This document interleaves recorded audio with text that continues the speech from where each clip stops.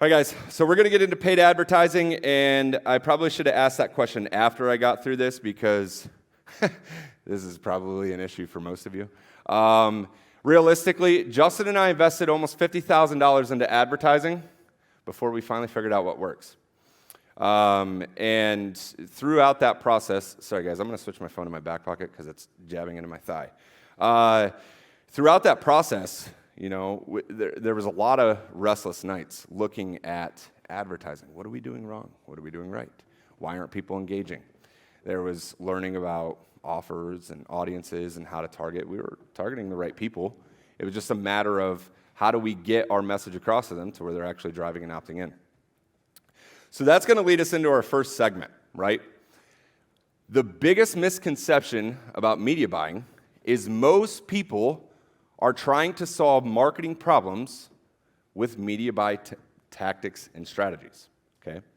Maybe if I duplicate my campaign, I'll get the same results I got when I first launched it, right?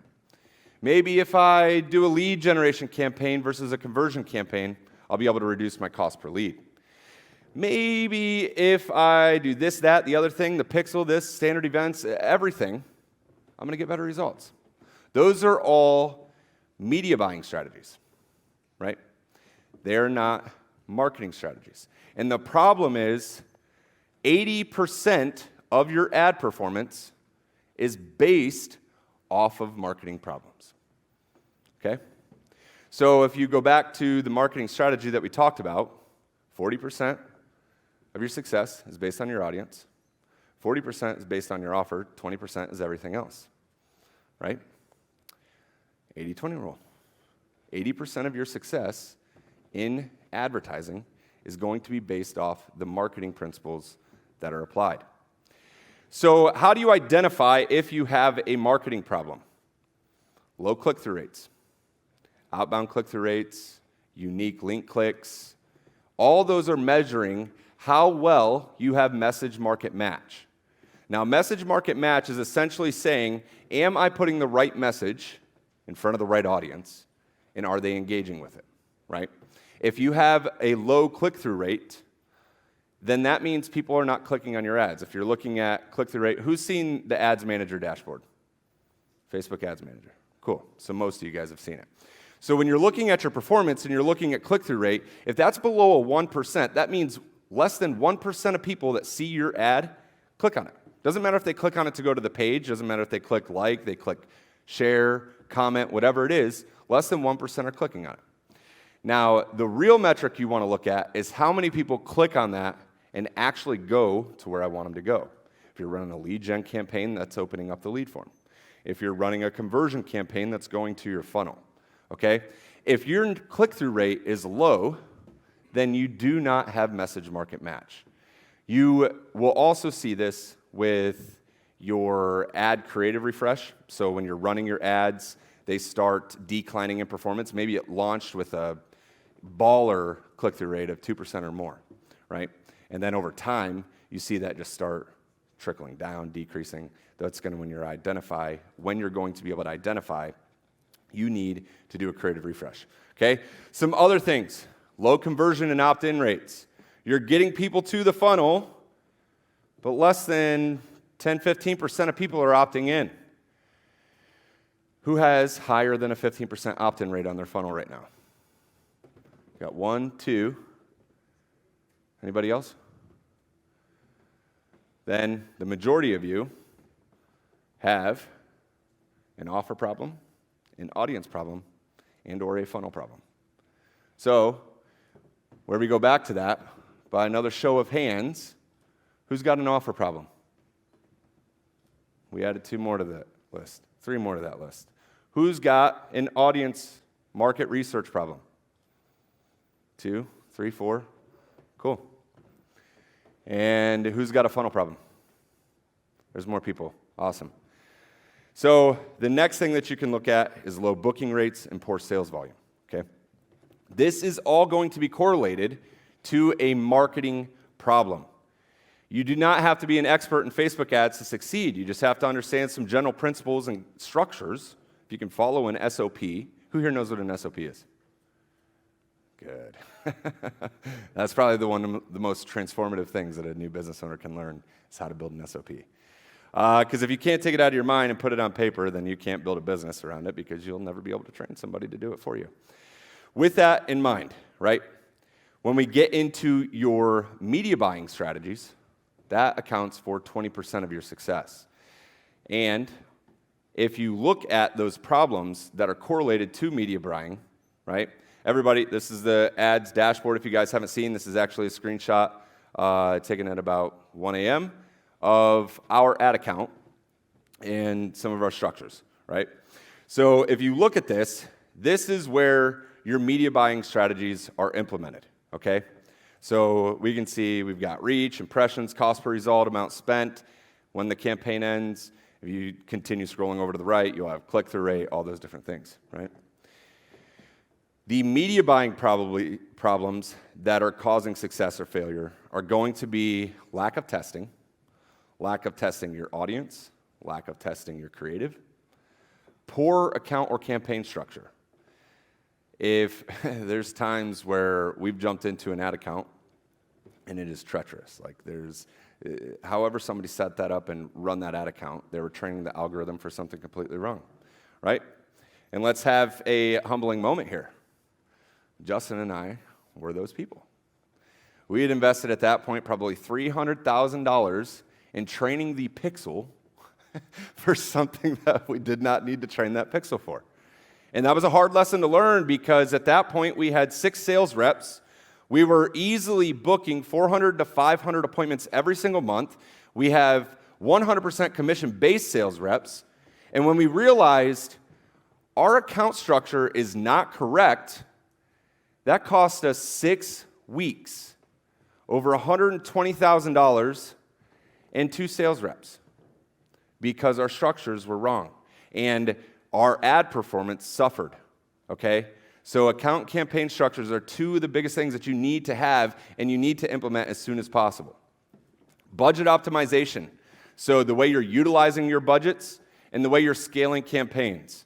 Those are media buying problems. And then the technical side of things, right? This is the stuff that's over the head of a lot of people that aren't comfortable in a technological environment. If you don't know how to use Microsoft Word, you're definitely not going to know how to install a Facebook Pixel. That's okay. There's many YouTube videos out there that you can watch. Everything's there. The feeding the data back into the platform, the technical side of things, is extremely important. Who here would agree that data is the most important asset to a business? Right. All of your decision-making is 100% based off the data that you have. If you have poor quality data, then you cannot make informed decisions. And if you can't make informed decisions, you're flying blind. And when you're flying blind, well, it's going to be a hard crash. I'll tell you that. So, you don't solve marketing problems with media buying tactics. It will not help you. Doesn't matter what you do, what way you try to flip it, spin it, put a bow on it, it's not going to work. So, how do you solve marketing problems? If you don't know you have a marketing problem, or you identify you have a marketing problem, how do you solve those? Who knows what this acronym stands for? Always be testing, my guy. Yes. Always be testing is something that every business owner should be doing in every asset or facet of their business, not just paid advertising. But for the context of this, always be testing is going to give you the data that you need to answer hard questions and make decisions. When you have data, those hard questions don't become hard anymore. What I need to do to change or correct something, fix a ad performance issue, fix a high cost per lead issue, fix a low click-through rate issue, stuff's not hard at that point.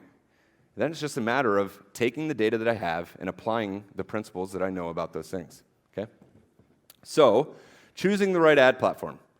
A lot of your success is going to be based on the ad platform that you're on. Now, typically, most businesses under $1 million a year in sales should stick to one platform, right? If we go back to what I talked about marketing strategy, it's the power of one. You don't need to diversify your energy, your bandwidth, and your marketing budget across 20 different ad platforms, throwing noodles at the wall to see what sticks. Who knows that's how you test whether pasta's done or not? If you didn't know that, that's how you know your pasta's done. Or you could just eat it. That would work too. With that in mind, you have general objectives for the ad platforms that you're going to leverage, right? So these are the most common that we've heard of. TikTok is a new addition to that. And TikTok is very much like Facebook. Snapchat's very much like TikTok. LinkedIn is kind of in a category of its own. And then YouTube and Google are the same thing, essentially, because they're owned by the same company. So search advertising. When you are looking at search advertising, you are dealing with the highest intent audience that you can find. Now, when we're talking about highest intent, that means that person is the closest to the sale.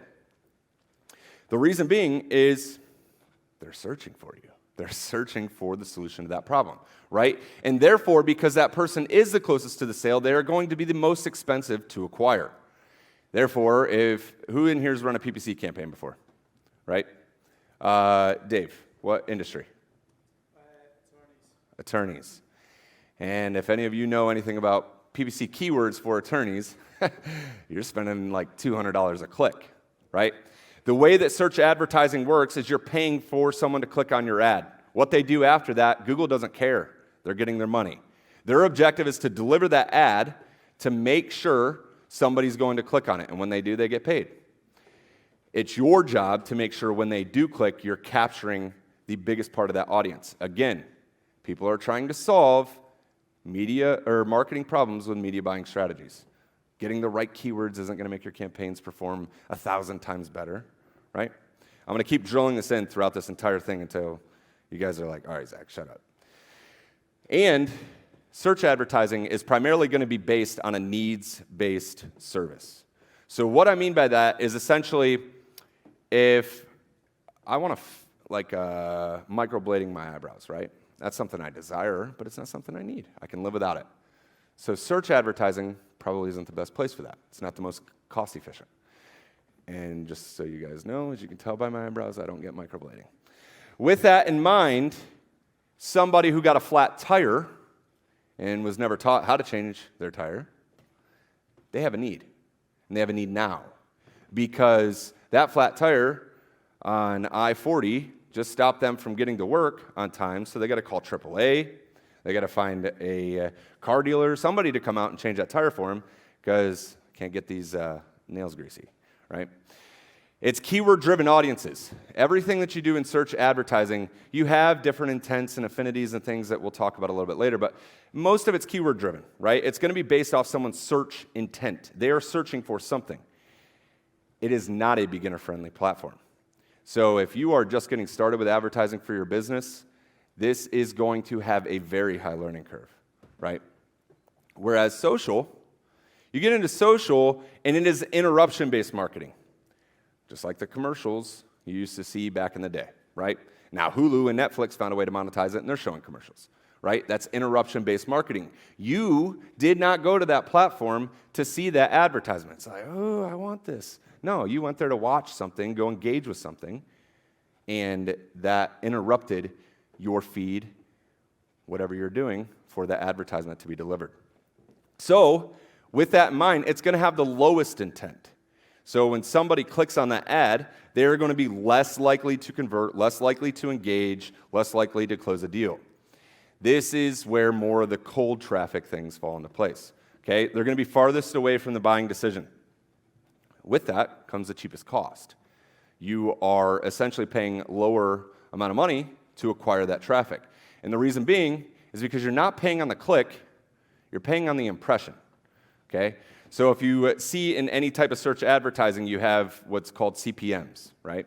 You probably heard people use that. Us advertisers, right? We're CPMs, CPL, CPA, da-da-da-da-da. And you talk to somebody and they're like, dude, what the hell are you talking about? I don't know what any of that means. CPM is cost per 1,000 impressions. So for 1,000 people to see your ad, not unique people, just 1,000 people to see your ad, is what you're paying based on. Okay?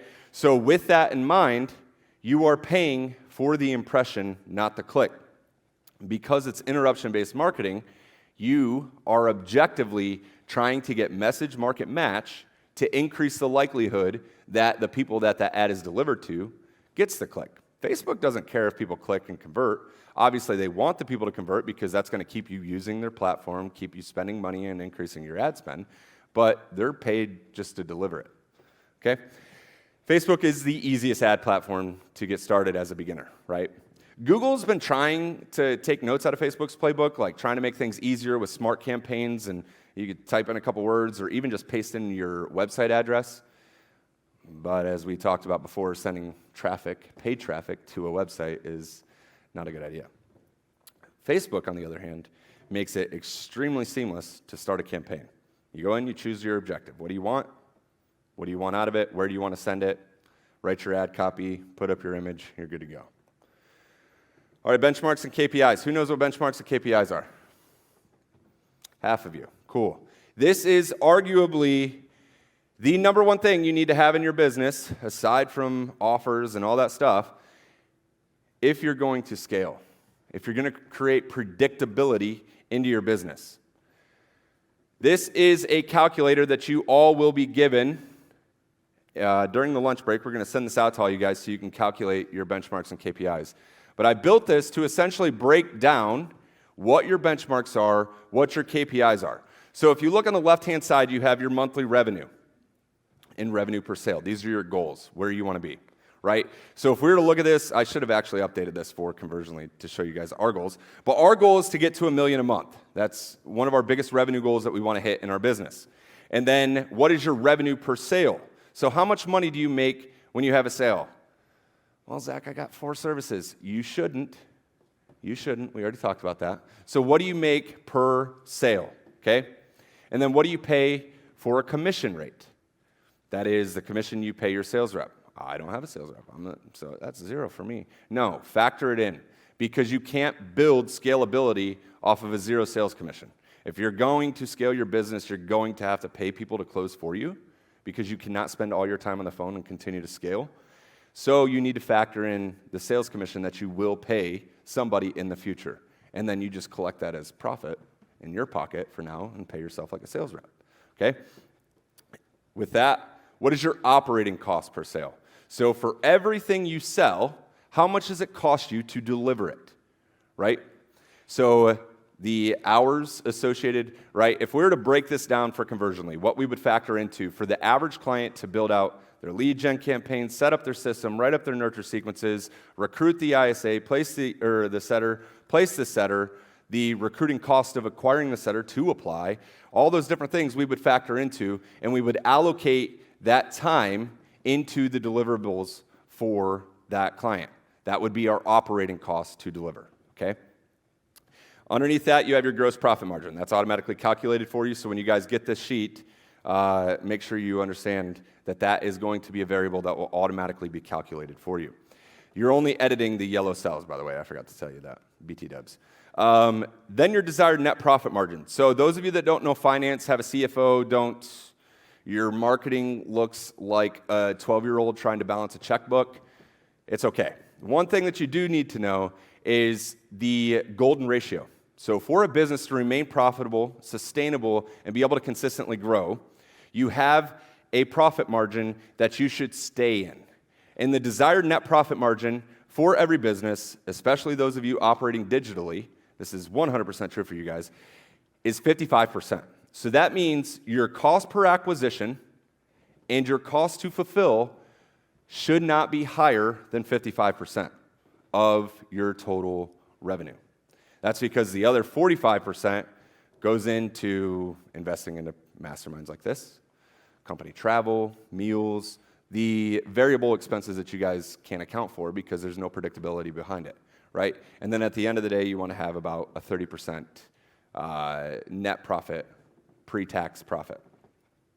Underneath, in the yellow, these are going to be your goals for your variables. Don't worry about the first two. Those we included.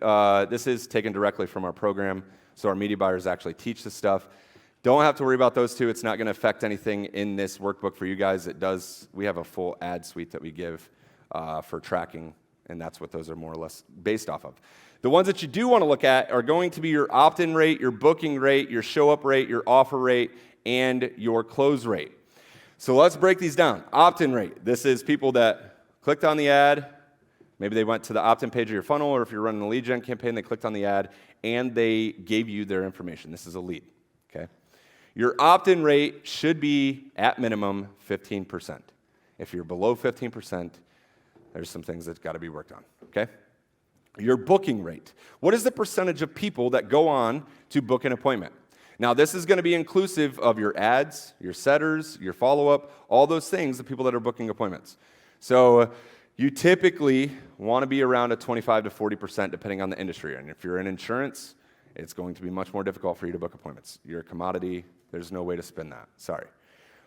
With that in mind, your show-up rates. How many people show up for that appointment? You should not be below 60%. But if you guys are just starting getting your funnels and things like that in place, you will be below 60%. It is what it is. You don't have all the friction in place that you need to acquire the highest quality lead. Therefore, your show-up rates are going to be lower. Tomorrow, we'll talk about why. Next is your offer rate. So everybody you get on the phone with, do you pitch them? That's a real question. You guys can answer. Yeah, raise your hand if you're pitching everybody you get on the phone with. Okay? And then everybody you pitch, do you give them an offer? Raise your hand if you're offering them. Who knows the difference between pitch and offer? Raise your hand if you do.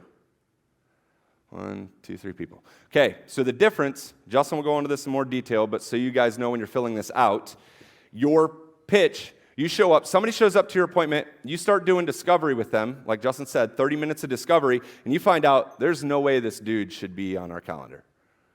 You shouldn't pitch that person. There's no reason to pitch that person. You're not pitching them on something that they don't need, or you can't help them, right? So you don't pitch that person. And then just because you pitch somebody doesn't mean you offer them, because if you weren't able to overcome their objections before you get to that part of making your offer, you should never drop a price if they still have objections, right? So you pitch. Once you've handled all their objections, they're like, yeah, everything makes sense. This is exactly what I needed. Cool. Then you get an offer. The only objection you should have at that point is price, logistics, or the spouse, right? Those are the only objections you should have at that point. I could be wrong on that. We'll let Justin talk about it. He's a sales guru. Anyways, your close rate. How many of those people that you make an offer to do you close? Okay? You want to be at minimum 15%. From there, on the right-hand side, it's going to calculate everything else. Your impressions and clicks, don't worry about those. But it's going to tell you exactly how many leads you need to hit your goal of $100,000 a month in revenue and how much you can spend to acquire that lead. How many scheduled calls you need to book, how many actual calls do you take, right? Scheduling and actual, the difference, somebody who books an appointment versus somebody who shows up for the appointment. How many offers you need to make and how many sales you need to make. And then your cost metric is what you can spend for each of those things individually. So cost per lead, I could spend $35 in this scenario, right, based off the numbers that we added.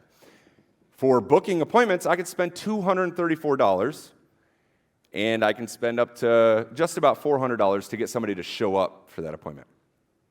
And ultimately, at the end of the day, spend $2,600 to acquire a sale. If you do not know your cost per acquisition, you will struggle to scale because you will make emotional decisions in your business which will prevent you from making the right decisions, okay? So I highly, highly, highly encourage you, by the end of the day, if you do not know every single one of these numbers down to the dollar, fill out this workbook. It's a calculator. You fill out the yellow cells and everything else will be calculated for you. Moving on. This is the manual calculations. If you guys want to know how each of those things are calculated, your sales needed are calculated by taking your goal revenue divided by the revenue you make per sale. Your pitches needed are your sales needed, calculated in the previous metric, divided by your close rate. Appointments needed, right? You guys are going to get these slides. You can take a picture if you want to. You can write it down, but we're going to send these out at the end of the day. I'm not going to go through each one of those. Your KPIs are key performance indicators. These are the things when you're looking at what's the success of this ad campaign? What's the success of this funnel? What is the success of X, Y, and Z? Your KPIs are the metric that are going to give you the information that you need to determine success or failure, okay? Your cost per lead is arguably the most important. Just kidding. Who cares what it costs to acquire a lead as long as my cost per acquisition is within my KPI? At the end of the day, my click-through rate could be absolute trash, but if I'm acquiring a sale for $300 less because my sales reps are closing 10% higher than I anticipated, because we got guys like Nico, Donna, Darren, etc., then we're going to be crushing it. And I don't care what I'm paying per lead. I can spend more money. Was it Dan Kennedy? I think it was Dan Kennedy said that who can spend the most to acquire a sale will always win. Do we understand what that means? Whoever can spend the most amount of money to acquire a sale will beat out every single competitor that they go up against, right? Okay, the fun stuff begins. We got the necessities out of the way. Now let's get into the thick of it.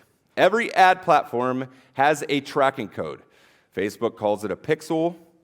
I actually forget what Google calls it. I think it's a tracking code. TikTok calls it a pixel, right?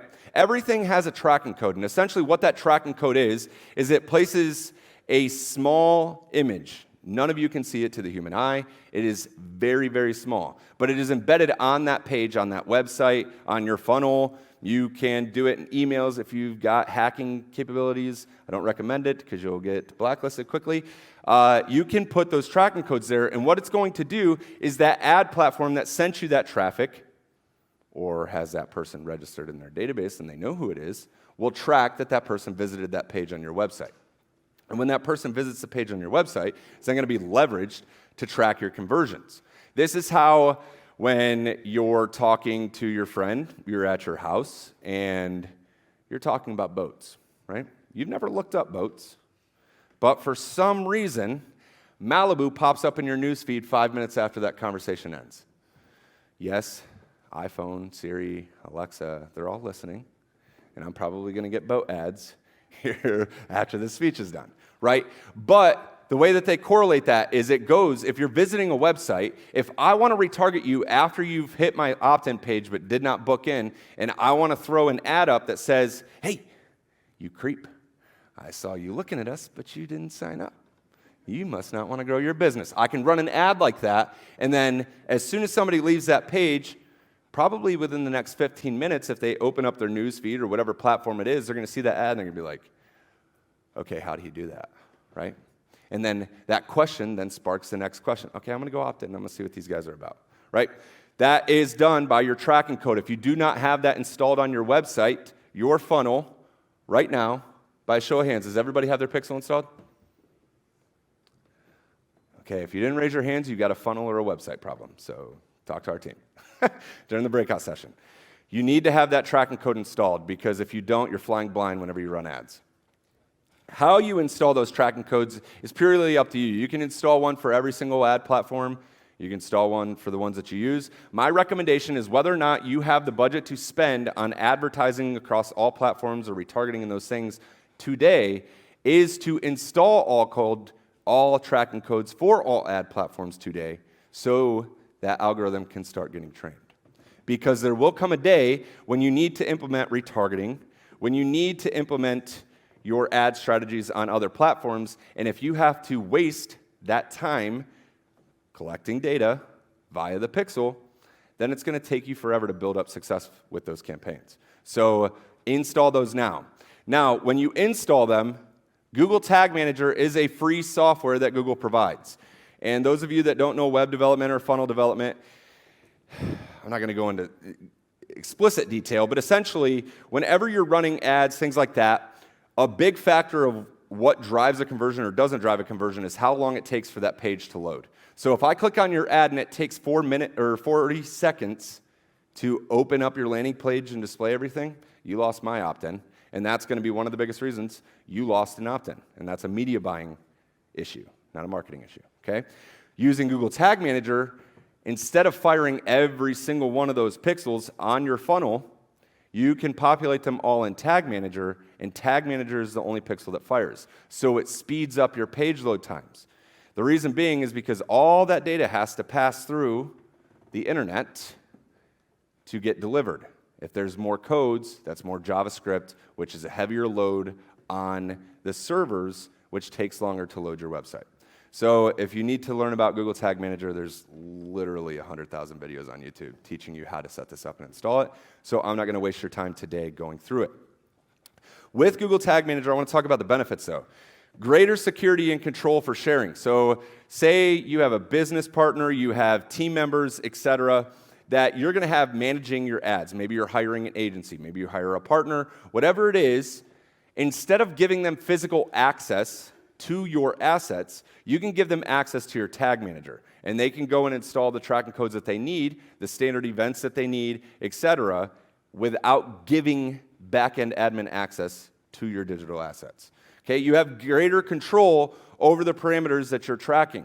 So in Google Tag Manager, you can set up when someone visits this page, they stay for 30 seconds, they scroll 50% down the page, fire this pixel, right? Then you're only tracking something specific to what you want, okay?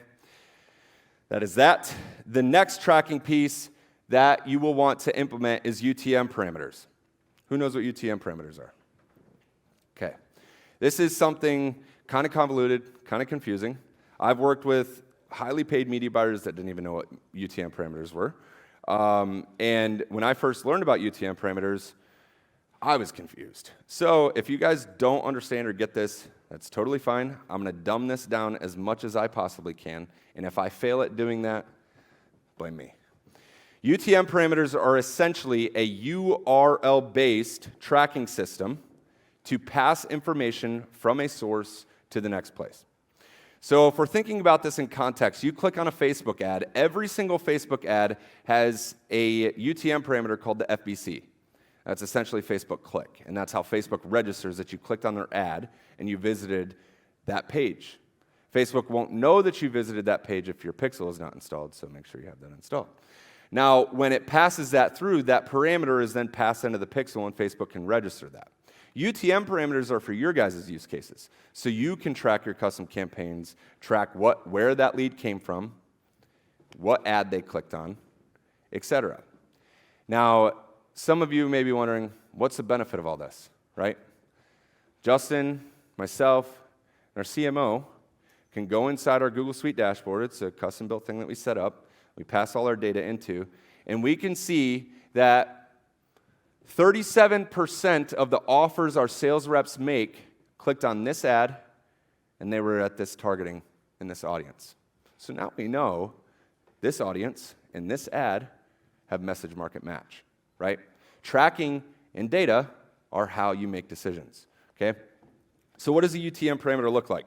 Over here on the left, you have many UTM parameters. You can even use custom made-up UTM parameters like, why is Zach so cute?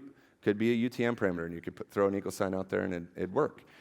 But Google has pre-registered UTM parameters called UTM source, UTM campaign, UTM content, and campaign ID, ad ID, target ID. There's many things out there.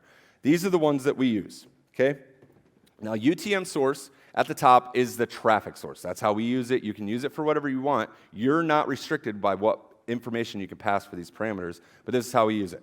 UTM source, we put as the place where that traffic came from. For UTM campaign, we pass through the name of the campaign that traffic came from. For UTM content, we pass through what was the content piece. Was it a video? Was it an image? There's people that will use UTM content to describe the video, right? So if the video is Justin standing on a beach, picking up a starfish. Who's seen that ad? Nobody? Oh, Justin, we got to run that one again. That was a good ad. Anyways, we could put that in UTM content and know that that's something that's engaging with the audience. You have ad ID. So this is essentially the name of the ad. That's how we use it. People will use random numbers. We started doing it that way, and then I was like, okay, listen, I have no clue what this is, and I have to spend hours going back through and trying to match things up. Just put the title of the ad, okay? Put the title of your targeting. So this is why naming conventions that you use in managing your ad campaigns is extremely important, because the information that you're going to pass through is going to give you contextual information when you're reading these reports without having to jump into Facebook Ad Manager and be like, oh, what did I name the agency audience? You put it in there, it's descriptive, you have all the information you need. As you can see on the right-hand side, we have the URL parameters place where you can enter that information. It's as simple as writing UTM_source equals, and then you put the content. Facebook makes it easy on you. Other than Facebook ads, because they don't form that the way that we want to for our tracking, that's the only one we have to manually type in, and UTM content for the purpose of what we use it for. UTM campaign, ad ID, and target ID. So the most important information, the campaign they came from, the ad name that they clicked on, and the audience that they came from, Facebook will give you via a dynamic link. So as you can see in the curly brackets, it'll pass that information through. So if we take a look at this, this is our funnel. Justin's going to go through more of it tomorrow. But if we track the traffic that clicked on that link, this is what that URL is going to look like in the top, okay? You guys probably can't see it, so I put it over on the left and pointed to the part of the URL that it is. Again, you'll be able to see this in the slides later. But you have UTM source, Facebook ads. The UTM campaign name was top of funnel phase 2 agencies. Here in a couple minutes, you'll understand what phase 2 means. Target ID, agencies' interest.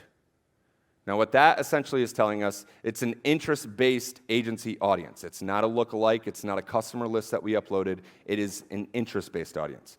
And the demographics of US, Canada, and the UK. The ad ID, if we go back and see, who likes to ad? Who thinks that's catchy? I got 99 problems, but appointments ain't one. Let's give a round of applause for Daniela, who actually had that idea. How cool is that? Daniela, if you guys don't know, she is our sales coordinator. She started out as an appointment setter that came through our recruitment program. And we were on our all-hands-on-deck meeting, and shyly, very shyly, like Justin and I are going through everything, she raised her hand. She's like, guys, I have an idea.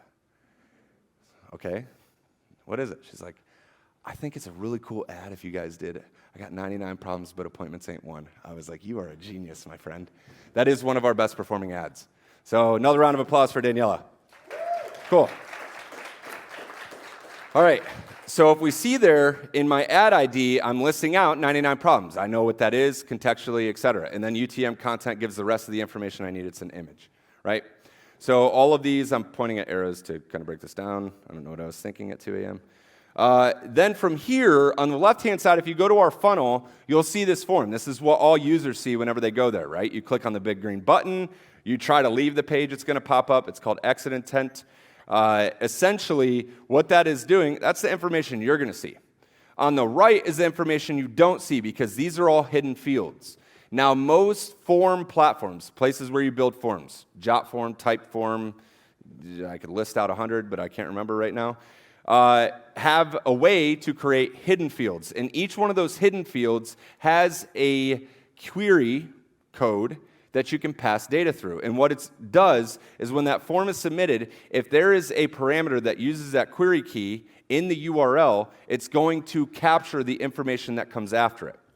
So if we look at these UTM parameters, I don't remember what slide I put it on, but essentially, if you could see this, it's an question mark is what starts your UTM parameters. You write out UTM_campaign equals, and then you put the information, and then if you have more, you put an ampersand, the and sign. Anything that comes after that equal sign and before the ampersand sign will be stored inside that value. So over on the right-hand side, we have more information here for our own internal tracking, which isn't relevant for the context of this presentation. But you have ad ID, target ID, UTM campaign, UTM source, campaign ID, and UTM content. If there's something in the URL, that form is going to collect that, and it's going to be tied to the lead that opted in. So we have their name, their email, their phone number, what source they came from, what campaign they clicked on or came from, what audience they came from, and what ad they clicked on. Who would like to have that much intelligence about their campaign performance? Think you can make some good decisions then?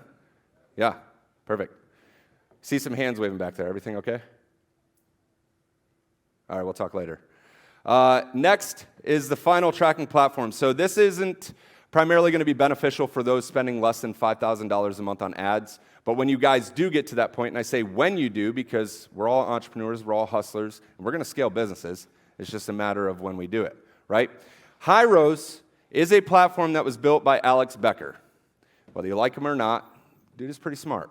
Because who here has heard of the iOS 14 catastrophe? Only 3 people? If you guys didn't hear, if your guys' hands aren't up, let's ask that again. Who here has heard of the iOS 14 catastrophe? If your hand's still aren't up, you have an ads problem, visit that breakout session. Hyros essentially addresses that platform, or that problem. And what happened is iOS 14, the great minds at Apple, as much as we love them, decided we want more user privacy. So we're going to stop letting platforms track people that use iPhones. Yet they're going to turn around and sell your data to the government for free. Anyways, Hyros came up with a way to still track that information regardless. Okay? So here's a look at the Hyros dashboard. And with that in mind, as you can see here, in the last 4 months, we spent $500,000 on advertising. And if you're spending that much money on advertising, you better damn well know where your sales are coming from. Otherwise, you're going to be, like I said, flying in the blind. So over here, this is kind of convoluted. So I'm going to create some red markers so you know what to look at. The two biggest columns that we look at as executives to make decisions, our media buyers look at different things. But as executives, we want to look at what's our return on investment for this campaign and what's our return on ad spend. One's a percentage, one's a number. Those of you that don't know, if you're running paid advertising, you want to be at bare minimum a $1 in and $3 out return on investment. So essentially a 300% return on investment for your advertising. And what is that essentially saying? For every dollar I spend, I make $3 in return. Okay? That means you have a 33% cost per acquisition from ad spend invested in your sales. What about when you have things that perform better than that? What about when things are below that? So as you can see here, see that red line? That campaign had a 2.51 return on investment, or 150%, 0.93 something or another return on investment. Let's shut it down. The next one, what was it? 1.63 return on ad spend. Shut it down. The next one, 1.84 return on ad spend. Shut it down. 2.37, shut it down. 1.93, shut it down. Negative. It should be shut down too. Okay? But let's look at the winners. Up at the top, you have a 14.83 return on ad spend. That is a 1,382% return on ad spend. So for every dollar we put in, we got a whole lot of money back. Okay? The next one, 11.62%. Essentially, I could list this out all day. Hyros gives you that intelligence. Now, it is not 100% perfect. Nothing in the world is, as much as my mother tells me I am. You will have the highest accuracy from Hyros when it comes to tracking. The missing gaps, you use the UTM parameters, and those will kind of help you fill in the blanks. Okay? Let's get into campaign structures. Who thinks their ad account is in perfect condition right now? Doesn't matter what you're making. Who thinks your ad account is structured and set up properly? Cool. Let's add some more people to the ad breakout session, Caitlin, if you're in here. So the phases of advertising, credit where credit is due. I try to be an honest and transparent man. I did not invent this. I'm not the inventor of this. No media buyer on our team is the inventor of this. We actually learned this from probably one of the best media buyers alive today, and his name is Ashton Shanks. Those of you that don't know him, he started out as an employee for Traffic and Funnels. Now he's the CEO of Traffic and Funnels. He started his own company. But we actually worked directly with Ashton. He taught us this framework and helped us implement this in our business last summer. And that's really when our ads started to propel going forward. So we've since then modified this. This has some deviations away from the way he does it, because we understand most clients that we work with are typically starting at $0 or less than $1,000 a month in advertising. So you don't have a lot of data to work off of. So you have to create a little bit of deviation here, okay? So phase one is you're establishing a baseline. We all said and agreed on that data is the number one most important thing in your business. That's how you make decisions. So if you do not have a baseline, how do you make decisions going forward? How do you know what's working and what's not, right? That's like saying you're trying to replicate your grandma's recipe, but you never tried her recipe. How are you going to know if it was good or bad? How are you going to know if you want to replicate her recipe, right? If you don't have that baseline, everything else going forward, you don't have the data you need to make informed decisions of is this better or worse, okay? In this establishing a baseline, there's two primary things we want to achieve. Message market match. We want to match the offer, the message, the hooks, the angles, the creative, etc. We want to match that to the audience, and we're going to get informed in this campaign to make sure we're using the appropriate messaging, okay? We're also going to validate our offer. I would say most of you probably have to do some offer reconstruction.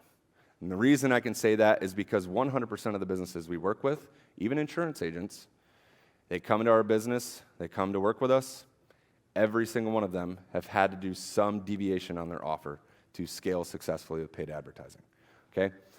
So you want to validate that offer. From there, once you have those two things locked in, then you're going to go into phase two, and this is going to be where things start getting fun, right? You start collecting a lot of data. Like we said, always be testing. The second phase is audience testing. This is where you're going to test the different people that you are going to display your ads to find the highest performing audiences and the top performers that you can scale with, okay? How many people have YouTubed how to scale YouTube or Facebook ads? Don't be shy, I've done it. That's it. Nobody else has searched that. That's interesting. Well, we'll talk about it so you don't have to search it. But with that in mind, from there, you're also going to revalidate your offer. Have you ever done something, you succeeded from it, and thought to yourself, man, I'm a genius. I just knew right out the gate. No, most of us are sitting there thinking, damn, I got lucky. How did I get so lucky? Phase two will also help you revalidate that offer so you know that the offer that you're going to, in the foreseeable future, invest $1,000, $2,000, $5,000, $10,000 a month in advertising into is going to be an offer that's going to produce a return on investment. And not a return on investment in 12 months, a return on investment in less than 30 days. That's the objective of what we want to achieve, right? That's direct response marketing. Phase three, creative testing. Now, this is broken up into two phases because anytime you get into creative, there's a million and one things that you can test, right? Realistically, we break it down into 5. The first one that we want to break down and test is your media. Does video perform better than images? Does this image versus this image perform better? Does this video versus this video perform better? Do carousels work better, right? You want to test that first because the image, the video, the carousel is the first thing that people are going to look at when they're scrolling down their newsfeed, okay? So that's the first thing you want to test. That's the biggest lever you can pull when it comes to testing your creative. The next is going to be your copy, and this is going to be your angles. Who knows what an angle is? We just listened to Justin's speech. Come on, guys. Damn. Angles are essentially, are you throwing rocks at competitors, or are you introducing a new idea, right? That you're going to take a stance, an angle on something, and then you're going to leverage that throughout the rest of your copy to get people engaged, okay? Angles, the hooks you use to grab the attention, the headlines you use in the copy. You can test descriptions as well. Phase 4 is ultimately, if you've done steps 1 through 3 and you've executed them, now you have a campaign that you should be getting $1 in and $3 or more out, and you can scale that puppy up. Okay, so let's break each one of these down with a couple rules. Rule number 1, if you have no historic data in your ad account, say you've never run ads before, or you set up Business Manager and you got scared and they wouldn't let you run ads because you forgot to enter a payment method, and you didn't know why. You didn't know you had to enter a payment method. Ads are free. That's what my friend told me. Start with lookalike audiences and relevant interests, the closest related interests that you can find, okay? You are going to run that to validate your offer and get message market match. If you have historic data, then you can leverage the existing audience. There's a caveat to that, which you can see down at the bottom. If you can see that, you have perfect vision. If you can't, I'll read it for you. Historic data ultimately implies that you had some successful performance with that audience. If no successful performance has been indicated, treat it as rule number 1. Okay? Treat it as if you're starting fresh. Rule number 3, aim for macro audiences. This is essentially, at this phase, you want to try to encapsulate as many people as possible. We're not going for perfection. We're not going for the highest quality lead that came from grandma that's got $5,000 she's looking to burn. You're going to find people that are going to resonate with your message. You're not trying to get a sale. You're not trying to get an appointment. You're trying to get people that resonate with your message at this point, okay? So you're going to aim for the biggest audience that you can get. I would much rather throw something into an audience of 500,000 people than 100 people. I have a higher chance of succeeding, right? Rule number 4, don't over or under budget. If you're in a local or regional market, you should aim to spend at minimum $500 a month. And that is literally the bottom line. If you have less than that to invest in your advertising, then you probably need to go back and do some prospecting, some local networking, things like that. Or get a credit card. With that in mind, the next limit of that is about $2,000 a month. You don't want to go over that. At this point, you don't have a predictable ROI on your campaign. You're going to waste money if you spend more than that throughout this phase. If you're on a national or international level, so we at Conversionly are on an international level. We work with clients from Australia, New Zealand, the UK, Canada, Mexico. We even have a client in Colombia, as interesting as it is. You're going to want to look to aim to spend $2,000 to $5,000 a month. That's typically because you have to go at bigger audiences, you have a wider net to cast, and you need the budget to facilitate that environment. Excuse me if you heard my burp, I am 100% sorry. No, I'm not. Rule number 5, MVP, minimum viable product. This is essentially saying you want to use the bare minimum that you need necessary to measure validation against your KPI. Now, what I mean by this is you don't need to go build out this Russell Brunson funnel, one funnel away. No, you don't have to have anything perfect. You don't have to have the best images, the best graphics. Go get photo shoots by these awesome videographers. Let's give a hand up for the videographers here. Yeah. And the photographers, they're killing it. Y'all the real MVPs. And you'll see it in our ads in about a month. Anyways, you do not have to have all that production for your testing. You want to use the minimum amount that you need to measure whether or not you have something that's working. Because from this point forward, if you don't have something that's working with the minimum viable, it doesn't matter how good you make it. Like I said, a bad offer executed perfectly will always perform poorly, okay? Whereas a good offer executed poorly will still perform. The minimum viable product, okay? Phase 1. Typically what you're going to see in that is a lead gen campaign. It's the opt-in form, the lowest quality leads you can get, right? But it'll perform. Ask Mr. Matt Treese here. Matt, you ran your ads working with us. You started with a lead gen form. Where did your business start when you started running those ads? $20,000 a month, and how much are you doing now?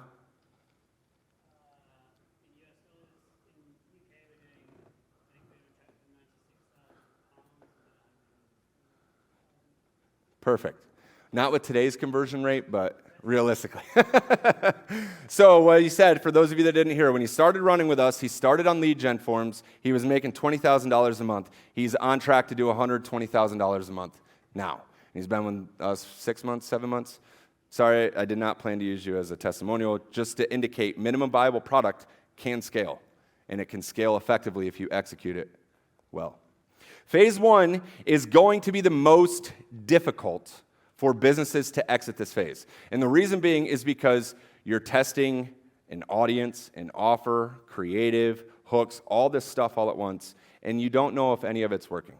Ultimately, what you want to do here is try to get within KPI for your cost per lead and validate that there is interest within the market for what it is that you're selling. If you cannot validate that, then you never exit phase 1. It becomes a loop, right? You're taking a feedback loop and iterating accordingly. When you have validated that, and you are collecting leads, printing leads, essentially, then you go into phase 2. It's where we start audience testing. So audience testing, you're essentially taking the controls from phase 1. Who knows what a control is? Okay, a couple people. So in the world of testing, a control is something that has the data that you can measure against. So your control is the ad and the audience that you launched in phase 1 that has data that you know performs, and then everything you test against in the future is testing against that control because you have data, you have intelligence. Now you can tell everything for audience testing going forward, better or worse, right? It's a simple better or worse. It's like that one drinking game, high-low, right? Same thing, right? Your winning combinations of that audience and ad become your control, and all audience testing will be against the controls going forward. Your creatives, your audiences, scaling, etc. You always have a control. Rule number 2, create multiple variants of each audience. I'll show you exactly what I mean by this in a little bit. But essentially, you're creating subsets of an audience. And if we're looking at this, so we were running an ad campaign when we first started implementing this, and we were testing a bunch of different interest-based targeting. Frank Kern, Russell Brunson, lead generation, agencies. These are all major high-level interests that we were targeting. So we broke those out into each individual ad set on their own. And then what we mean by creating subsets is we take Frank Kern, and we're only placing those ads in feeds, and then Frank Kern only showing it to males, Frank Kern, and then showing it to Facebook business page admins, so stacking the interest, Frank Kern using one-click optimization. You're testing subsets to see, is there a better micro-segment of that interest audience that's going to perform, okay? And you break this out. Typically in this range, depending on your budget, you should have anywhere from 20 to 40 different ad sets that you're testing, okay? Your budget. Spend appropriately. You're not trying to exit learning. Who's seen the exit learning in Facebook? No one's seen exit learning? Matt has. Thanks, Matt. You guys are real MVPs. No, so learning is essentially your optimizations with Facebook. Facebook's essentially telling you, hey, I don't have enough data to exit this, so I can't optimize your campaign correctly. You don't have to worry about that in this phase. Realistically, all you're trying to do is put out $5 and see what you can get the lowest cost per acquisition. Rule number 4, you need to fulfill the full testing timeline. Your test should last at minimum 3 days, preferably 5. But if you're strapped on cash or time or both, you can cut it down to 3 and have some pretty accurate results. Pro tip, there's a way to set up an automation, YouTube it, that you can shut down an audience after 3 days if it has not received a conversion. So you can set it up to where it says, in 3 days, if I'm spending $5 a day for every single ad set, the way I would set up this automation is if spend is greater or equal to $15, because $5 a day over 3 days is $15, and no conversions have been received, pause the ad set, okay? So what does this look like? This is an example of a phase 2 test. As you can see on the left-hand side, that's a bunch of random different audiences. We got Zig on there, Frank Kern, Russell, lead gen agency, etc., advertising agency. Now, these are all broken down. So we chose 8 segments and then did 5 subsets of each segment to create 40 audiences that we were testing against. And if you could see in the top right, we have 10 opt-ins from Frank Kern business page admins. We have a crystal clear winning ad set that we can then take into creative testing to scale. So with that, we also have another one. Wait a minute. We have Frank Kern feeds only. Frank Kern's a winning audience. So now I know I don't need to segment those. I can combine them. Frank Kern is working for at least 2 different subsets. We'll just combine it into one audience. Then if you go underneath that, you have a bunch of 4s that go from Zig Ziglar feeds only down to Russell Brunson. Russell Brunson is just wide open. You have at least one of your subsets is just wide open. You're not doing any subsets. That's your control, right? So I already talked about it. This is the Frank Kern business page admin. Frank Kern business page admins. This is what that audience looks like. So if you've been in Facebook Business Manager and you set up a campaign before, you know what this is. We are essentially targeting Canada and the United States, ages 18 to 65, all genders, and interests that match Frank Kern and must also match Facebook business page admins. That is the top performing audience in this test, okay? The next one here is we look at Russell Brunson males only. This is just to give you guys context. Everything is all Russell Brunson as an interest, but we're only showing it to men, okay?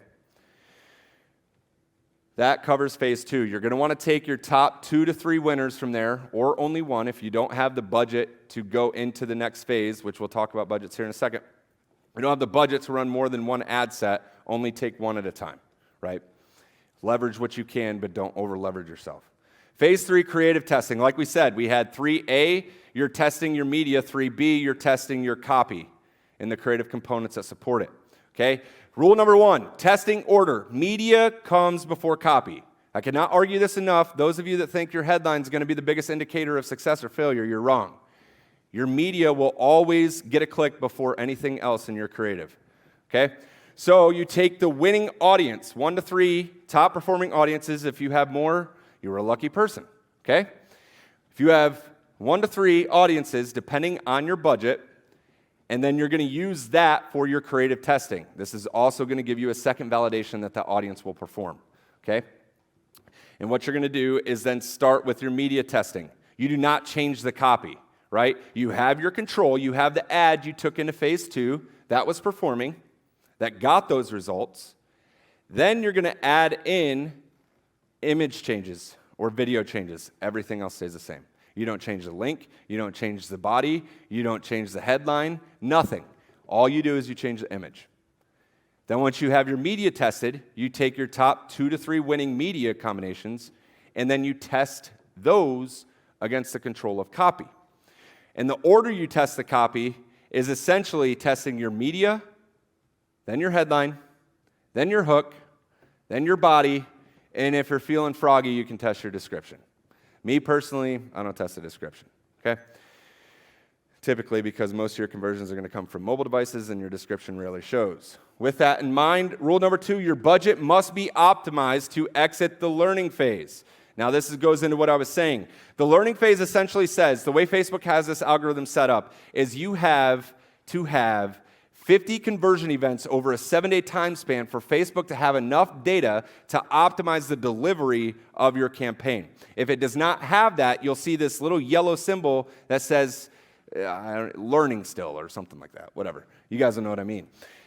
If it shows that, you're not using enough budget or your audience isn't big enough. 9 times out of 10, it's going to be your budget. So how do you calculate what budget to use in phase 3? Your daily budget is leveraging your average cost per acquisition, and not your average cost per acquisition in phase 2, because that's going to be super cheap. Your KPI cost per acquisition. So in our benchmarks and KPIs, we saw we could spend $35 per lead. You take $35 per lead, multiply it by those 50 events, and then divide it by 7 days in a week. That's going to give your daily ad spend budget. That's your minimum, okay? It's where you need to be at minimum. And you're using ad set budget optimization. You're not in CBO at this point because you still have variables you need to test. All right? Rule number 3, give yourself the testing timeline. 3 to 5 days for each combination. The total part of this test for phase 3 should take anywhere from 15 to 25 days, depending on if you're using 3 or 5 days as your testing timeline. Pro tip, you will use this as a sandbox area for future creative testing when your scaling campaigns need creative refreshes, okay? Am I boring you guys? Getting anything out of this? Let's fire. Let's go. We're getting close to wrapping up, but I still got probably 40 more slides, so don't worry. We'll be here all day. This is an example of that same exact test that we ran against those audiences with Frank Kern. So this is one of the, I swear, there's just some days, Nico said it the other day on the bus. It's like an external source gives you the information. Somebody writes an awesome song, whatever it is. I didn't write that song, it just came to me, right? This ad just came to me, and it turned out to be one of our best performing ads for like the first 7-8 months in business. This thing performed for 7 or 8 months. How do you do that? I don't know. We got lucky. Control. We set this up as our ad of a control, and what that is essentially a screenshot of a dashboard, and we showed an arrow pointing to our average conversion rate. At that time, for that account, it was 59% or 51%, something like that. So that's our control. That's what we ran in phase 1. That's what we ran in phase 2. And that is now the control in phase 3. This is the images we tested against for test 3A. If you can see there, the first image, there was a massive spike in crypto at the time, and everybody was sharing these charts of the crypto curve in the news feed. So I was like, screw it, let's take a play on that. So then I took a screenshot of one of our clients' campaigns and saw their business performance grow up. So created a headline, got an ISA and appointment setter, systems from Conversionly. Then my business went full send, because full send was a cool thing at the time. The next one was arguably our most hated ad, but also got us the most performance. Lead generation is dead. I love it. If you guys are ever running ads and you're not pissing somebody off, you're not trying hard enough. That ad got so much hate comment. Justin called me at 11:30 one night. He's like, will you please shut that ad down? I go into the comments every single day and have at least 30 comments I have to go delete or hide. Why? What's wrong with it, man? He's like, dude, everybody, lead generation's dead, but here you are running Facebook ads. Yeah. Click on the link and you'll figure out why. They got a lot of link clicks. Our click-through rate on that ad, I think, was like 7.62%. Then the next image was Justin and I, you already saw that. And then the next one was just some random Shutterstock image, kind of drawing a correlation that did terrible, right? Can't all be winners. 3B. So in the first breakdown of this, testing hooks, I kind of mix hooks and headlines together. So we had 3 different headlines we tested. Skip the curve and go full send with an ISA today. That was back when we were using ISA terminology. Again, like I said, you're always constantly iterating on the information you're getting. This is a valuable lesson right here. We started off using ISA terminology because that's what we knew, right? If at that time, the real estate industry was doing the appointment setting stuff, and you had agentology had just come out, and they were using the terms ISA. So Justin and I were like, cool, we'll use the same terminology, right?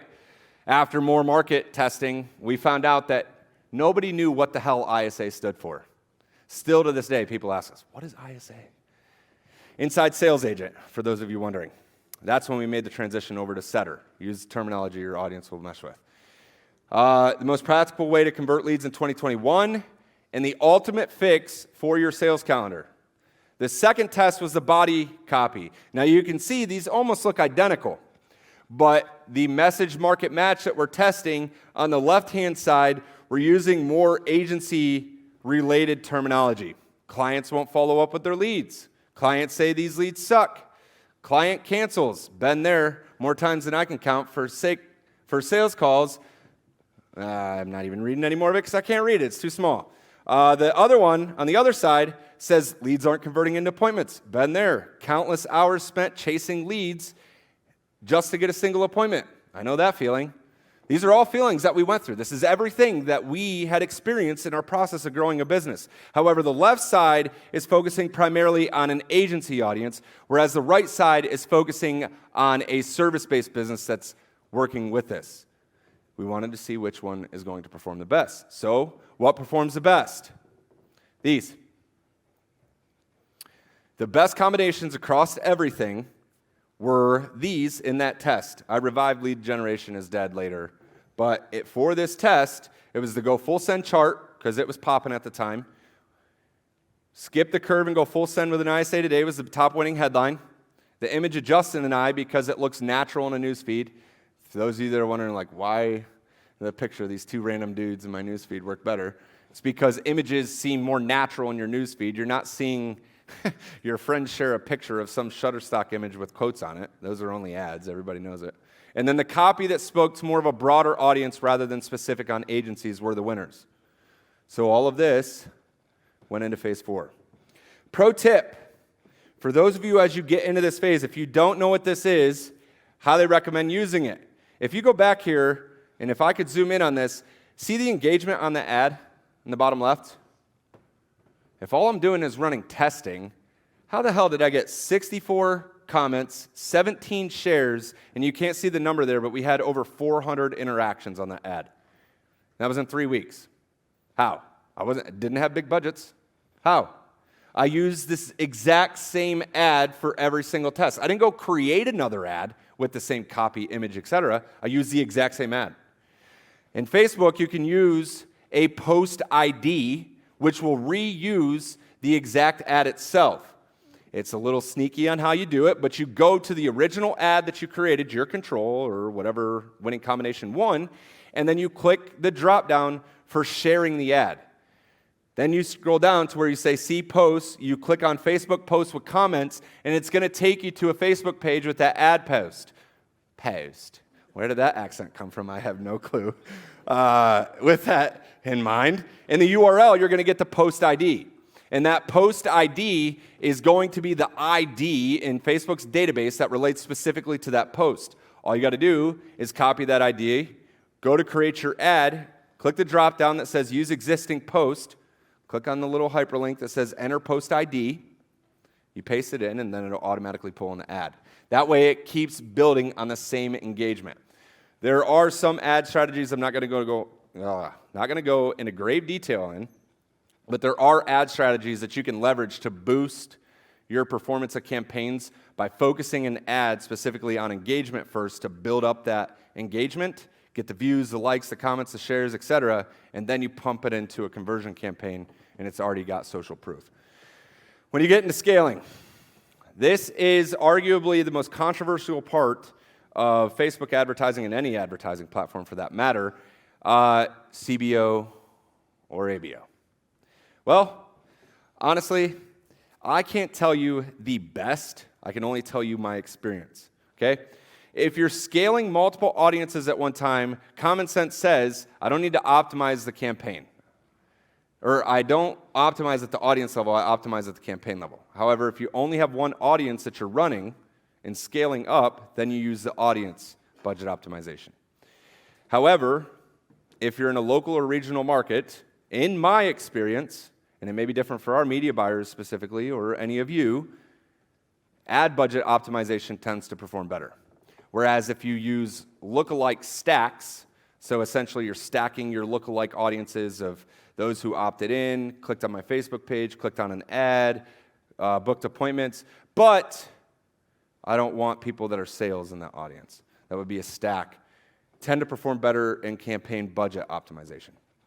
How you apply your budgets for scaling is the same thing. You can use the same budget formula that you used for phase 3 when you're using your audience budget optimization, and then you can incrementally increase that. In the bottom it says rule number 4, never increase your budgets by more than 25% over a 3 to 5 day time span.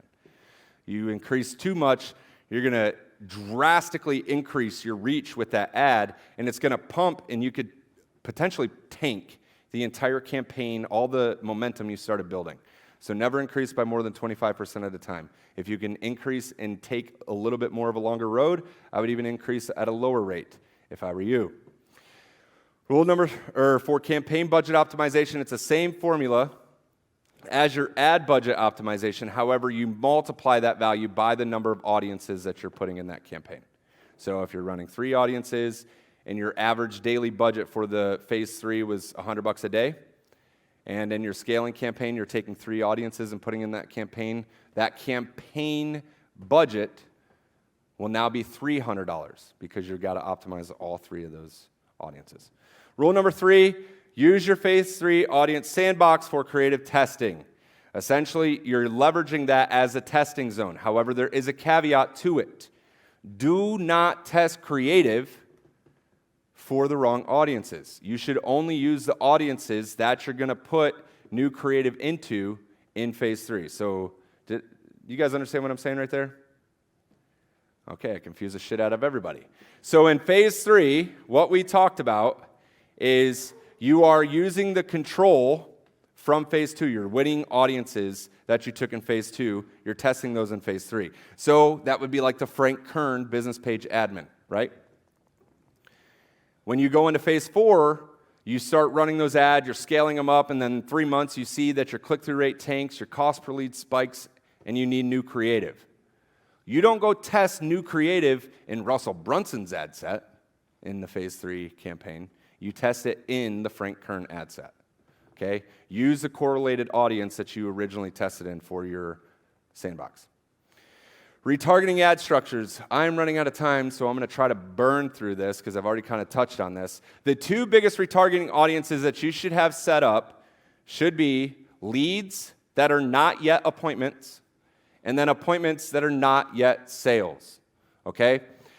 The creative that you want to use for leads, not appointments, is going to be testimonials, case studies, things that build authority and trust in your offer, okay? If you don't have either of those, work very diligently to get them. You're going to redirect the traffic from those retargeting campaigns to either your VSL page or your booking page. You can test both, see what performs better. We typically just send them to the booking page. The platforms that we use for retargeting are AdRoll. Who knows what AdRoll is? Cool, a couple of you. AdRoll is essentially a display retargeting. Google's display network covers like 36% of the internet. AdRoll covers the rest. So AdRoll is a super cheap. I think even today we spend over $100,000 a month on advertising. Our AdRoll spends probably $300, right? It's super cheap. Google Display, Google Discover, YouTube, Facebook, Instagram, and TikTok. All different platforms that we retarget people as they opt in but are not yet an appointment. Retargeting appointments, not sales. Your value add content. So these are people that went on to book an appointment. They have not yet converted. So you want to showcase authority-driven content. So if we know one of the most common objections that somebody has when they get on the sales call with our team is, I don't have time for this. I don't want to be in another course. So we go create a content video throwing rocks at other course creators. Don't take another course. Our team does the work for you. All you got to do is know how it operates. We had an analogy at one point where what we do is we essentially build you the Ferrari, then teach you how to drive it, right? That's a good retargeting ad because it drives on the content that handles the objection. You can leverage testimonials, and you're going to want to redirect that traffic if you're redirecting it anywhere. Some people will use engagement campaigns or video view campaigns for these. If you're driving any traffic anywhere, do it to your case studies page, your testimonials page, your reviews page, or free resources like a blog, etc. The platforms we use for those, Facebook, Instagram, TikTok, and YouTube. Typically, you want that to be video content because what we're aiming for at appointments, not sales, is that 7-hour rule. We want to prime them with 7 hours of content before they get on a sales call with our sales rep. Increases the probability that we'll have a one-call close. I already went through that, so we'll skip it because I got 8 minutes. Fact. Videos convert better than images for high-ticket offers. It's just our experience. It's not fact for everybody, but in our experience, videos convert better than images for high-ticket offers. Low-ticket offers perform better when the offer is in the copy, the headline, or images.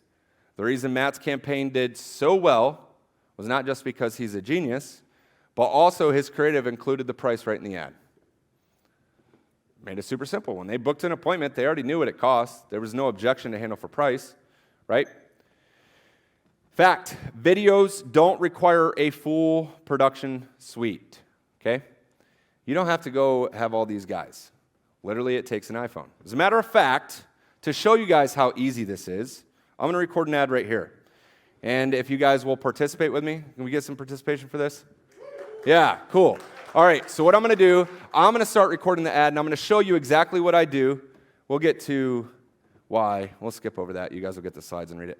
I'm going to use a video ad script right here. You guys will get these scripts. There's an educational script in the drive that you're going to get, and there's a direct pitch script. I'm going to do an educational script, like a variant of it, as a top-of-funnel retargeting ad, or a top-of-funnel ad, not a retargeting ad. So this will be to a new audience that does not know us, right? So what I'm essentially going to do is qualify, hook, and grab their attention, take an angle, teach them something, provide social proof. You guys are the social proof, okay? So what I'm going to do is I'm going to start off recording the ad, and literally this is not scripted. I'm firing from the hip here. That's my best ads, is when I fire from the hip. So I'm going to record this myself like this, and then I'm going to turn around, and I'm going to say something. And when I turn around and say something, you guys see this. Let's see how that looks. Dope. Have you guys all scream. Sound cool? Let's try it. All right, this is going to be my part, and then you guys go. Dope. All right, now that we got the practice lesson out of the way, let's do this. All right, so I'm going to use one of my existing ads here, kind of the framework that I use. What if I came into your service-based business and booked 11,000 appointments on your sales team's calendar? Now what if I told you it only cost you $5 an hour to do that for your business? Stick around, and in the next 30 seconds, I'm going to show you how. There's 3 things that every single business needs to have to build a scalable, predictable pipeline. You need to have a source of leads. You need to have a system to convert those leads into appointments, and you need to have somebody on your team to be able to follow up with those leads, because you run a business and you don't have time for that. So, why can I speak on this? Well, as you can see here, I'm on stage at Lead to Close Live, and we have all these beautiful people out here killing it. My name's Zach Williams, and over the last 18 months, we've worked with over 661 businesses, helping them scale to multiple 6 and 7 figures. If you do not have a full sales calendar in your business today, click the link down below, and we'll show you how you can change that. It's that simple. Sometime in the next 30 days, you guys are going to see that ad. It'll be changed up a little bit. It's not going to be just that, right? We have a baller creative director, Clarence, who's in the Philippines, low-cost wages in the Philippines, edits all of our video content. You don't have to invest a lot of money to perform with your videos. Don't get sucked into this perfection mindset. The more repetitions you have, the better you're going to get. That ad right there, I wouldn't have been able to do if it hadn't been the dry fire of 100 different video ads. You can ask Justin. I was sitting at my desk. I had the script right in front of me. It was 2 months ago. It literally took me 2.5 hours to record 3 ads, right? It's because I got in my head. You don't have to overcomplicate it. Staging for your video ad. Honestly, the best that you can do is natural light.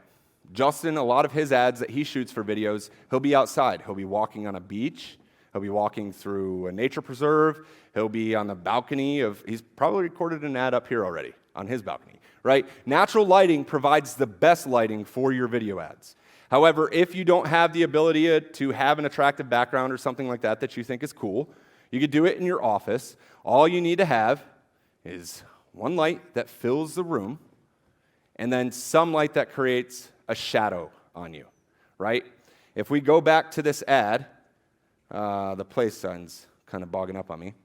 But you can see the whole right side of my face. Yep, the right side of my face is kind of dark. The left side's got light. It creates a little bit of depth for me. I also have a depth of field light with those 2 Einstein bulbs in the background. It makes it look cool, and I got a lot of compliments on that. You don't have to overcomplicate it. Those lights were $15, and I used command strips to stick them to the wall. Okay? Get 2 cameras to make it easier on yourself. If you're not good on camera, get 2 cameras. We literally just spent, I think it was $400, $500 for a Sony ZV-1 camera that shoots in 4K, 60 frames per second, excellent quality shots, has a mic built into it. Like I said, $400 or $500. You can get one of those and use your iPhone that shoots in 4K. If you've got an iPhone 12 or higher, you can shoot in 4K with that, set those 2 up, have 2 different angles. You start off looking at this camera, and if you mess up, change to this camera. Keep the footage rolling. You can pay somebody on Fiverr $5 to $10 to go chop that ad up, tell them where to make the jump cuts, and if you have 2 different angles, your transition is natural. You're not having a jump cut that has a hard stop in the middle of it. Another alternative, if you cannot afford 2 cameras, again, eliminate the obstacles, set up your camera, and then use stock footage overlays. That ad right here, I only had 1 camera, and I messed up. I'm not perfect. I can't run through everything that flawlessly every time, but that had mess-ups in it. In the areas I had messed up, I just kept going. Then Clarence turned around and threw one video of, I was talking about, I almost did the same exact script. He threw The Wolf of Wall Street on his yacht, just throwing dollar bills off the side of his yacht over one of them. On the next one, he threw a stock footage video of somebody going over. You can add filler content. You find somebody on Fiverr, they'll be able to correct it and hide those transitions so it looks natural and smooth.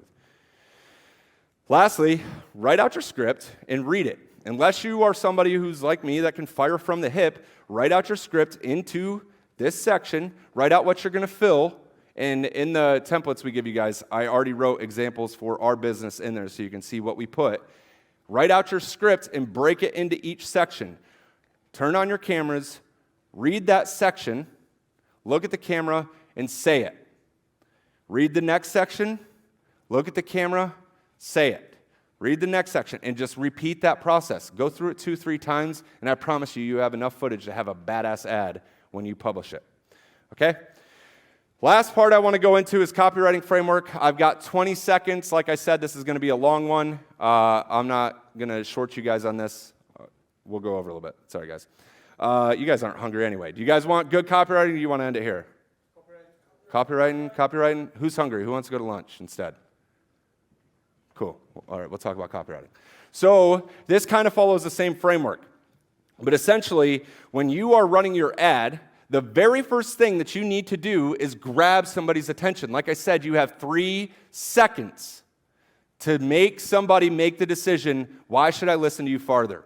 You're not selling them on why they should book an appointment. You're selling them on why they should listen from 3-second mark to the 30-second mark. Okay? You're selling them on the next level every single time. So as you saw in that ad, what if I came into your service-based business and booked 11,000 appointments on your sales team's calendar?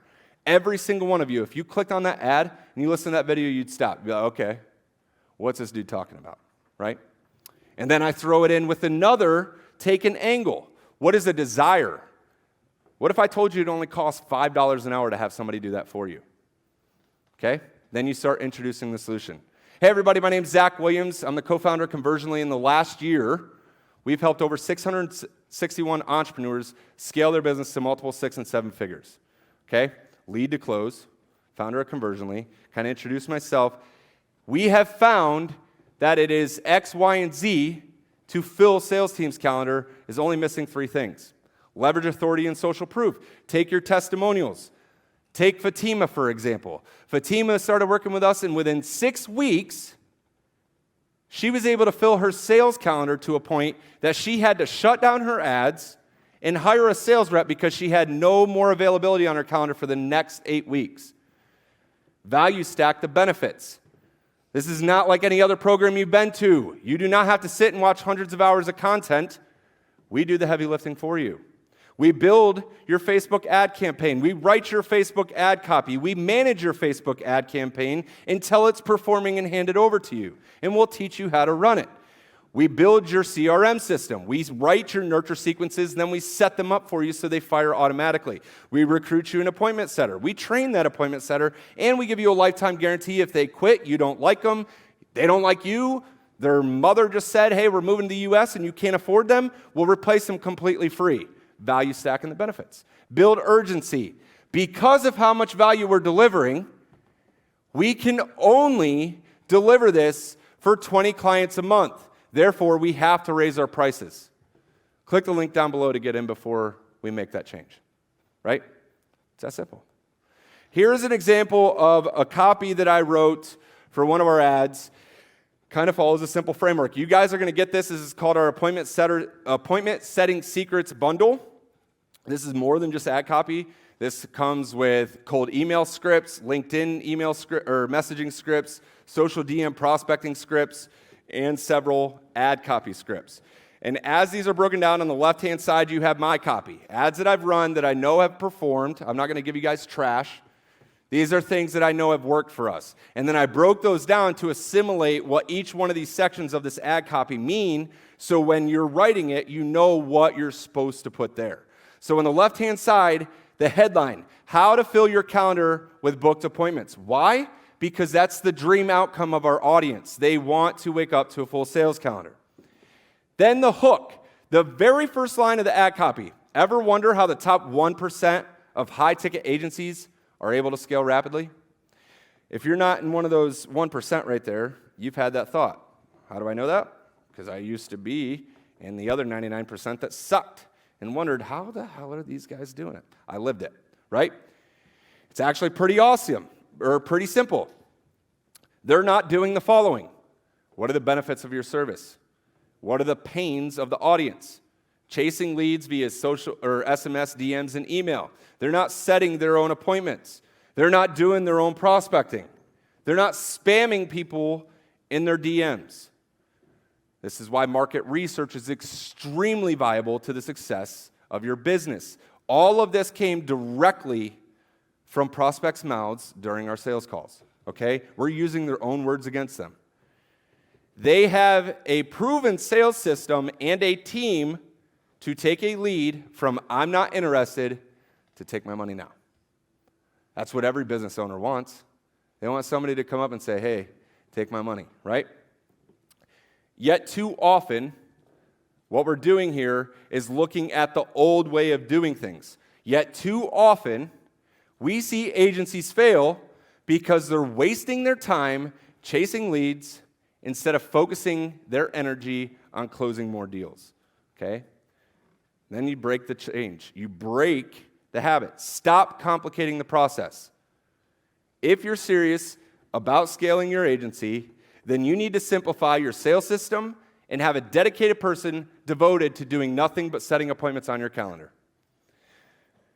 The good news is, it's already been done for you 400 times with entrepreneurs just like you using the Lead to Close system. And when you click the link down below, I'll walk you through the 3-pillar strategy that we use every single day to fix, launch, and scale programs rapidly. Click Learn More to get access now. So the template on the left-hand side is, we're starting off by saying, have you ever wondered how the best, the elite, the top performers that I look up to are doing what they're doing? So if you're essentially in the fitness industry, have you ever wondered how Chris Hemsworth shows up for the Thor with racked chest and big biceps and looks like Godzilla himself, except cuter? He's got a good ponytail. That's who they are, right? Are able to the desired transformation. Have the chest, have the body, right? It's actually pretty simple. Remove the complexity, the difficulty, the hardship in doing that thing. Well, they're not doing the following. And then you list out all the things, the resistance, like Justin was talking about in the value equation, the effort or sacrifice required. What are the things that they hate doing? What are the things they don't like doing? You bullet list it out. What do they want instead? What is their future state, the desired state that they want to have? That is the dream outcome, the desired outcome, the thing that they want to achieve. Then you list out, this is the old way of doing things. Then you tell them, stop doing it that way. Come over here and do it this way, right? This is a new way of doing things. Then you support the evidence with that. This is something that you can use with data. We could have easily translated that into from where we said, the good news is it's already been done 400 times with entrepreneurs just like you. That's an authority statement by how many clients we work with. We could have transitioned that into saying, the good news is we have developed this to make it super simple after analyzing over 30,000 leads, 328,000 call attempts, 297,000 text messages, et cetera, et cetera, et cetera. Data is authority. If you have data, or you can leverage data from somewhere else that is obviously appropriate and morally correct, then you can leverage those as authority-driven things. The last thing, tell them what you want them to do next. If you enjoyed that episode, press here for a list of all of the best videos from our channel. Oh, and don't forget to subscribe. See you guys later.